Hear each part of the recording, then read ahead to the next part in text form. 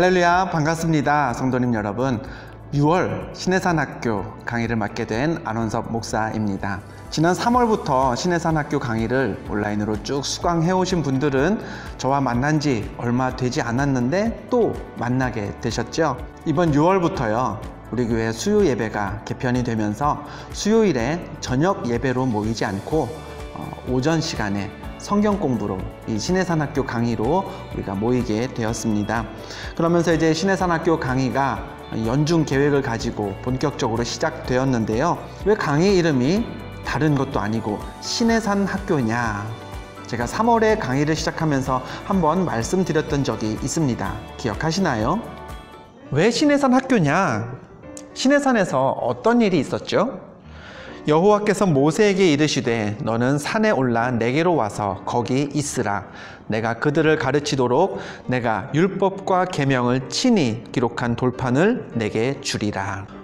모세가 시내산에서 하나님의 율법을, 하나님의 말씀을 받아서 이스라엘 백성들을 가르쳤던 것처럼요, 우리도 하나님의 말씀을 공부하고 또 배워서 세상 사람들에게도 가르치자라는 의미로 새롭게 시작한 성경 공부 수업이 신해산 학교입니다. 네, 이래서 신해산 학교입니다. 여러분들 이 강좌의 의미를 잘 기억하시고요. 모세처럼 하나님의 말씀을 받고 또 가르치고 전하는 일에 최선을 다하는 그 일에 승리하는 우리 성도님들 다 되셨으면 좋겠습니다. 앞으로 이어질 신해산학교 강의에 대해서 제가 짧게 설명드리겠습니다. 2020년 신해산학교에 1년 동안 연말까지 진행될 주제는 화면에서 보시는 것처럼 기적의 하나님입니다. 그리고 6월 한 달 동안 저와 공부하실 이제 주제는 아주 오래된 기적이라고 해서요, 성경 제일 앞부분에, 창세기 제일 앞쪽에 나타나 있는, 기록되어 있는 기적들을 하나하나 3주 동안 살펴보려고 합니다. 신해산학교 강의는요, 월 단위로 강의가 바뀝니다. 강사도 바뀌고요. 그래서 보통은 이제 4주 과정으로, 수요일이 보통은 4번씩 한 달에 있기 때문에 4주 과정으로 진행되다가, 그러면 수요일이 5번 있는 달은 어떻게 되나요? 마지막 달에, 마지막 주에 한번 쉬나요? 네, 아닙니다. 5번 수요일이 있는 달에는 5주 커리큘럼으로 진행이 되겠습니다. 결국 신해산학교는 쉬는 주 없이 매주 수요일 여러분과 만나게 될 것입니다. 현장 강의는요, 기름교회 부흥관 2층에 있는 시온실에서 매주 수요일 오전 11시에 있겠습니다. 이후에 이제 속회 모임이 재개되면은 속도원들 전체가 모여서 성경 공부하시고, 그리고 속회 모임도 가지시면 아주 좋을 것 같습니다. 온라인 강의도 있습니다. 또 낮에 시간 내기 어려운 분들이 계시죠. 그런 분들은 이제 수요일 오후에 영상 강의가, 지금 여러분이 보고 계신 이 강의처럼 수요일 오후에 강의가 업로드 될 겁니다. 교회 홈페이지와 또 유튜브 기름교회 채널에서 보실 수 있으니까요, 수요일 이후에 언제든지 이 시간 강의에 여러분이 동참해 주셨으면 좋겠습니다. 네, 이번 달 주제 말씀드렸던 것처럼 아주 오래된 기적입니다. 성경에서 가장 오래된 기적 3개를 제가 꼽아봤는데요. 첫 번째는 노아의 홍수 기적이고요. 두 번째는 바벨탑 기적입니다. 또 세 번째는요, 소돔과 고모라가 멸망했던 사건을 또 꼽아 보았습니다. 자, 그러면 본격적으로 노아의 홍수 한번 들여다 보겠습니다. 이 노아와 홍수 이야기는 그 내용 자체는 우리에게 많이 익숙합니다. 제가 노아의 홍수 또 노아의 방주 관련돼서 뉴스 영상을 하나 준비했는데요. 저작권 때문에 이 영상에 싣지는 못하고요. 여러분들이 클릭해서 보실 수 있도록 유튜브 밑에 부분에 보시면 여러분들이 클릭할 수 있도록 링크를 준비해 두었습니다. 혹시 교회 홈페이지에서 보시는 분들은요, 번거로우시겠지만 유튜브 채널로 옮기셔서 보시면 영상을 클릭해 보실 수 있습니다. 그 영상을 보시면 아시겠지만 여기도 잠깐 소개가 되어 있는데요, 노아의 방주를 재현했다는 소식을 아마 보실 수 있을 겁니다. 그런데 어떤가요? 사람들이 막 환영하나요? 화면에 있는 것처럼요, 논란이 일고 있다라고 했습니다. 어떤 논란인지는 뉴스를 통해서 영상에서 확인해 보시면 되겠는데요. 과학적이고 사실적으로 이해하기에는 너무나 먼 옛날의 이야기가 바로 노아의 홍수입니다. 창세기 역사의 또 대부분이 그렇죠. 때문에 노아의 홍수 기적을 포함해서 우리가 창세기에 하나님의 역사를 말씀에서 읽을 때에는요, 무엇이 사실인가, 어떤 일이 일어났는가에 포커스를 맞추면 답을 찾을 수가 없습니다. 늘 논란이 있습니다.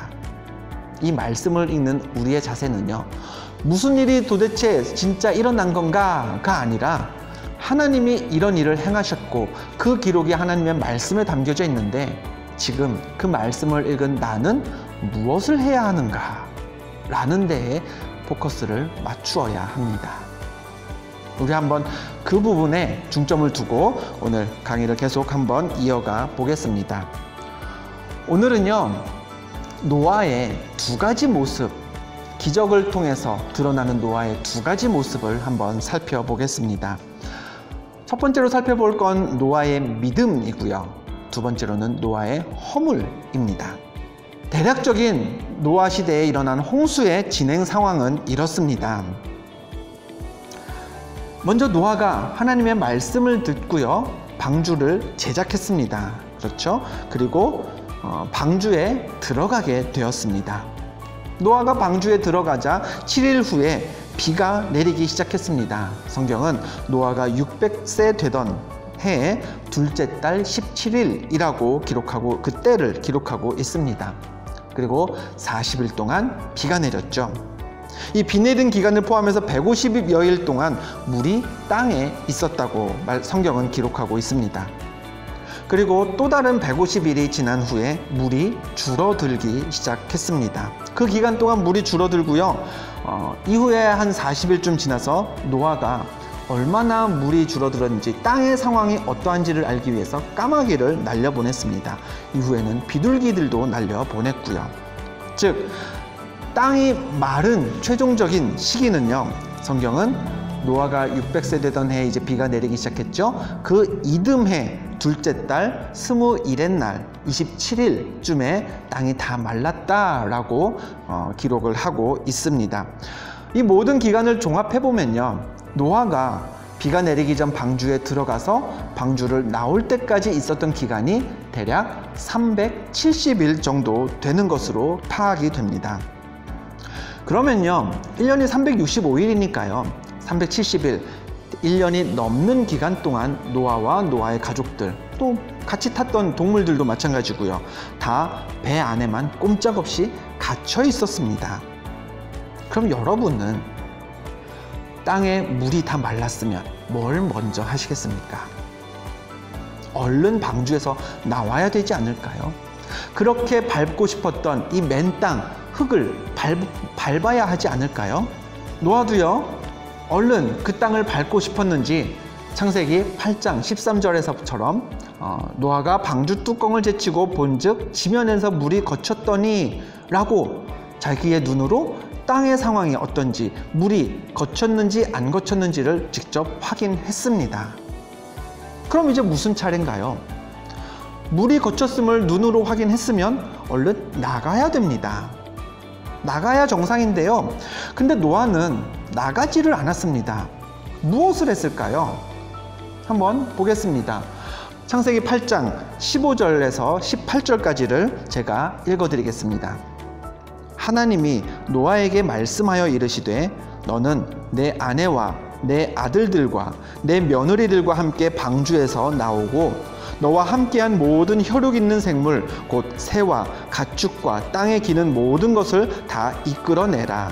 이것들이 땅에서 생육하고 땅에서 번성하리라 하시매. 앞서 우리는 노아가 자기 눈으로 땅에 물이 거쳤음을 확인했다고 했는데요, 노아는요 나오질 않았습니다. 대신 무엇을 했죠? 하나님이 뭐라고 말씀하시는지를 들었습니다. 하나님이 노아에게 뭐라고 말씀하셨나요? 이제 너 나와라 라고 하셨습니다.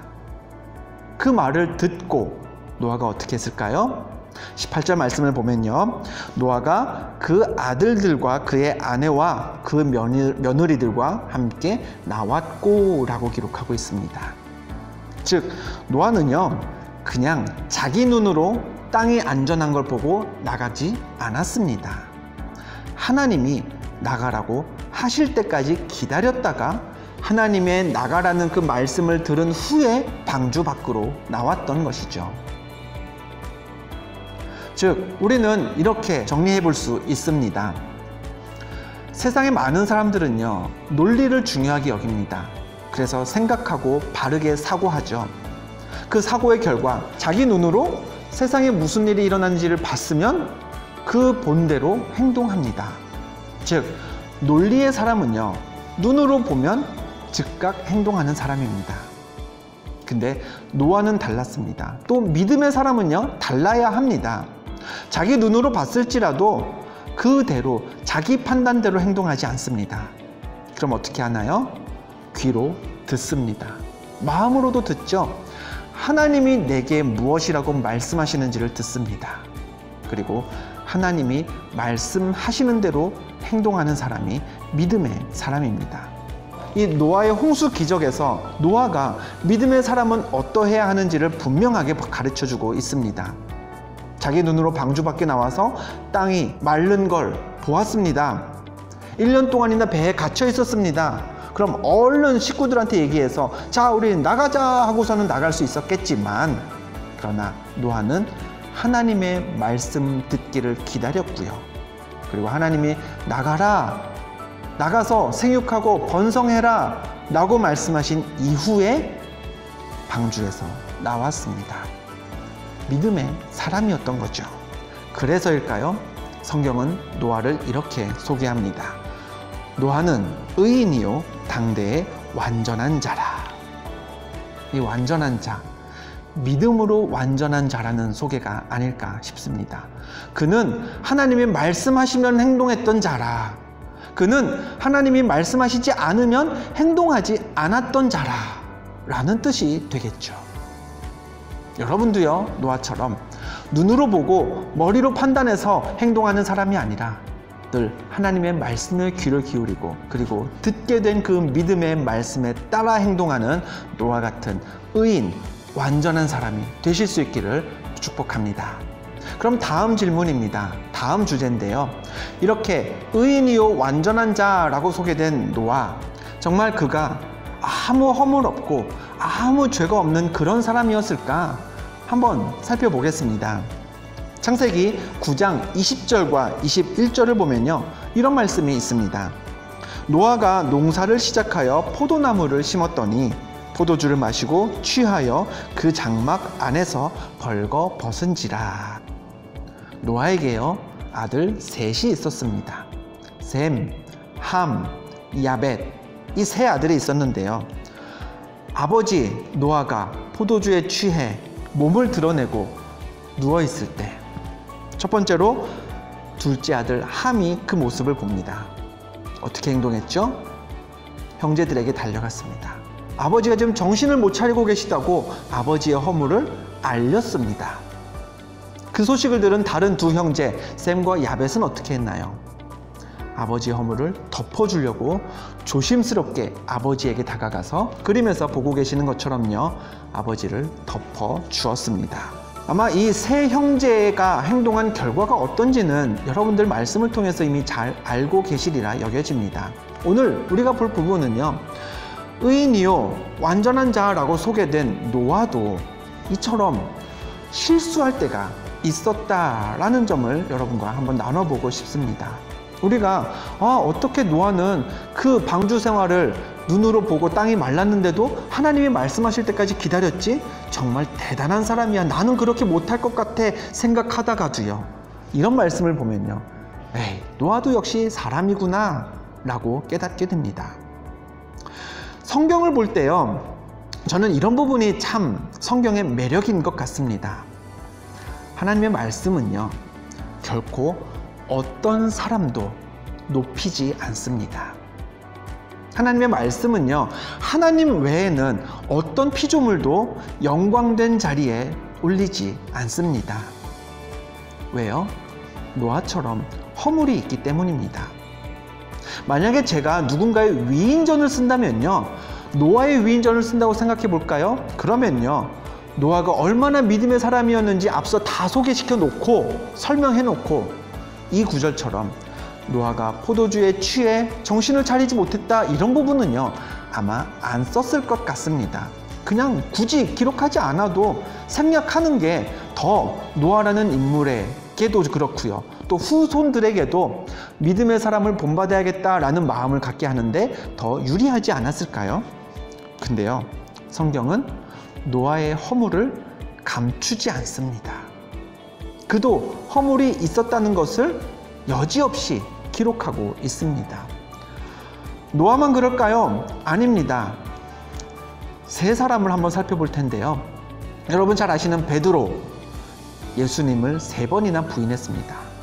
근데요, 이 복음서에 베드로가 예수님을 부인했다라는 사실이 기록되었을 순간에 베드로가 초대교회에서 어떤 지위에, 어떤 위치에 있는 사람이었을까요? 이미 복음 전하다 순교한 베드로는 복음서가 기록되었을 당시, 쓰여졌을 당시 초대교회에서 정말 가장 위대한 사도 중에 한 명으로 알려져 있는, 공인된 그런 인물이었을 겁니다. 그런데 성경은 그런 베드로조차 죄를 지었다. 그 죄도 가벼운 죄가 아닙니다. 예수님을 부인하는 그런 어마무시한 죄를 지었었다라고 감추지 않습니다. 다윗은 어떤가요? 유대인들 가장 위대한 왕 한 명을 꼽는다면 대다수 다윗을 꼽을 겁니다. 그런 다윗의 일대기를 기록한다? 좋은 점만 기록해도 부족할 겁니다. 근데 성경은 어떤가요? 그가 우리아의 아내 밧세바와 동침했다는 사실을 감추지 않습니다. 모세는요, 민족을 애굽에서 탈출시켜서 가나안이라는 약속의 땅에 들어갈 수 있도록 이끌어준 위대한 리더였죠. 근데 그 위대한 인물 모세도요, 무리바에서 역정을 냈다는 것, 그래서 가나안에 들어가지 못하게 되었다는 사실을 성경은 여지없이 필터링하지 않고 기록하고 있습니다. 즉, 아무리 믿음의 사람이라 해도요, 무너질 때가 있습니다. 성경은 그 믿음의 사람들이 하나님 앞에 완전하지 못했다라는 것을 감추지 않습니다. 왜냐하면 그들도 하나님이 아니었거든요. 이와 같이 하나님의 말씀은요, 하나님 외에는 아무도 완전하지 못하다라는 사실을 구약 창세기부터 계시록까지 일관성 있게 기록하고 있습니다. 때문에 성경을 읽을 때 저와 여러분이 기억해야 하는 사실이 있습니다. 무엇이냐? 기독교는, 우리가 믿는 그리스도교는 결코 사람을 높이지 않는다라는 것입니다. 그렇지 않은 사람들이 있죠. 여러 이단들은요, 교주, 말씀을 전하고 하나님을 가장한 그 사람을 높이는 데 열중합니다. 그러나 바른 교회라면요, 사람을 높이지 않습니다. 말씀 속에서 하나님의 위대하심을 찾는 데 더 열중합니다. 또 사람은 믿음의 대상이 되지 못한다라는 사실을 기억해야 합니다. 믿음의 대상은 오직 누구뿐일까요? 하나님 아버지뿐입니다. 사람은요, 보듬고 용납해 주어야 할 대상일 뿐입니다. 누구든지 무너질 수 있기 때문에 그렇죠. 우리 주변에 정말 믿음직한 사람이 있었지만, 그런데 믿는 도끼에 발등 찍힌다고 내가 믿지 못하게 될 실수를 누군가 저질렀을 때 용납해 줄 수 있는 담대함이 말씀을 공부한 우리에게 있어야 합니다. 왜요? 노아도, 모세도, 다윗도, 베드로도, 그 누구도, 아주 하나님 앞에 칭찬받고 가까이 있는 것 같은 그 누구도 하나님 앞에서 허물 없는 사람이 되지는 못했기 때문입니다. 오늘 말씀의 결론을 한번 맺어볼까요? 노아, 하나님의 말씀에 정말 고집 있게 그 말씀에 순종했던 사람임을 말씀 속에서, 노아의 홍수 기적 속에서 우리는 파악할 수가 있습니다. 그리고 두 번째, 그런 노아조차도 무너질 때가 있다라는 사실을 기억해야 합니다. 성경은 의인이라고 소개하고 완전한 사람이다 라고 소개했지만 그 노아도 하나님만큼 완전하지는 못했음을 증명하고 기록합니다. 감추지 않습니다. 그러면서 우리에게 이와 같은 가르침을 주죠. 너도 마찬가지다. 내 곁에 누구도 마찬가지다. 그러니 서로 이해하고 용납하고 사람을 믿기보다는 하나님을 믿으면서 허물 많은 사람들끼리, 너와 다른 사람들끼리 이해하고 보듬어주며 살아가는 것이 이 땅의 삶의 방식이다 라는 것을 우리에게 깨닫게 합니다. 오직 영광 받으실 분은 한 분이죠. 하나님 아버지뿐이시라는 것 반드시 기억하시고요. 오늘은 혹시나 영상으로 이 강의에 참여하신 분들이실지라도요, 현장에 오셔서 귀한 말씀 여러분과 함께 호흡하며 그렇게 공부하는 시간을, 기회를 가졌으면 좋겠습니다. 노아의 홍수 기적 여기까지 살펴보겠습니다. 다음 시간에 바벨탑 기적과 함께 또 만나보겠습니다. 한 주간도 승리하세요.